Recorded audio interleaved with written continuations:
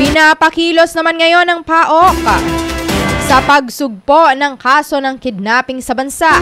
Pakinggan natin ang buong detalye sa report ni Sibiswa Calabanga intern Emeline Diwata.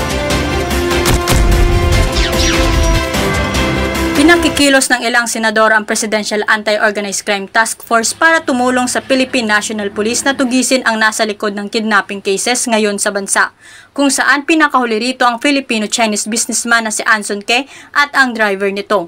Ayon kay Senator Joel Villanueva, ang Presidential and Anti-Organized Crime Commission ang dapat na manguna sa pagresolba ng mga kaso ng kidnapping dahil mayroon ng track record ang ahensya sa pagpapabagsak ng mga major criminal syndicate. Ayon naman kay Senate President Pro Tempore Jinggoy Estrada, kung hindi umano agad maaaksyonan ang mga kidnapping ay magiging banta ito hindi lang sa kaligtasan ng publiko, kundi pati na rin sa pagnenegosyo at sa reputasyon ng bansa sa international community.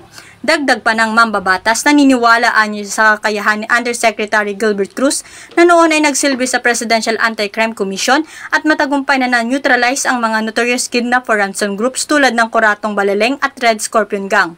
Samantala, dapat umanong magsilbing wake-up call sa PNP ang mga insidente ng kidnapping para paigtingin ang pagbabantay at gumawa ng mga aksyon upang matiyak ang kaligtasan ng lahat sa ating bansa. Para sa 96.7 Rinconada News FM, ito si Emeline Diwata, nagbabalita ng tapat, naglilingkod ng sapat. Maraming salamat sa iyong karagdagang report, intern Emeline Diwata.